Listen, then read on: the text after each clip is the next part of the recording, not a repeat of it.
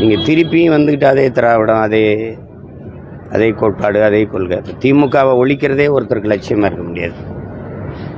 நான் என்ன செய்வேன்னு தான் சொல்லணும். இப்போ நான் சொல்கிறேன்ல, இந்த கட்சி ஆட்சியிலிருந்து நான் மாற்ற வர்றேன். நான் அடிப்படை அமைப்பு அரசியல் மாற்றத்துக்கு நான் நிற்கிறேன். நான் இந்த அடிப்படையே மாற்றணும்னு நினைக்கிறேன். அப்படி நம்ம சொல்கிறோம்ல, அது இருக்கணும். அதை விட்டுட்டு நீங்கள் மறுபடியும் இப்போ எதுக்கு மறுபடியும் அண்ணா எம்ஜிஆர்லாம் இதுக்கு வராங்க? இப்போ நீங்கள் முதல்ல வச்சுருக்கணும். அப்புறம் இல்லை 67 அவர் வந்தார், 77 அவர் வந்தார், அது மாதிரி நாங்கள் வருவோம்னா அது மாதிரி நாங்கள் வருவோம் தான் சொல்லணும். மறுபடியும் அண்ணா எம்ஜிஆர் படம்லாம் வரும்போது ஒருத்தர் ஒரு கட்சின்னு தோற்றுனார், ஒருத்தர் இன்னொரு கட்சின்னு தோற்றுனார்.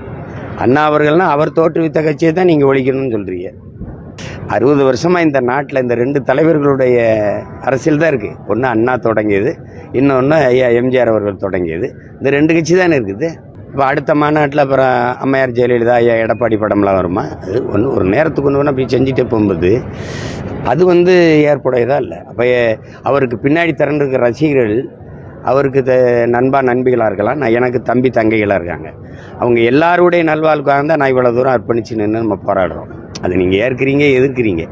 அவங்களுக்கும் சரியான வழியை காட்ட வேண்டியது, சரியான அரசியல் பாதையை சொல்ல வேண்டியது முன்னாடி நிற்கிற நம்முடைய கடமை. அதுக்கு தான் சொல்கிறோம், சரியான தத்துவத்தை முன் வச்சு நகரணும்.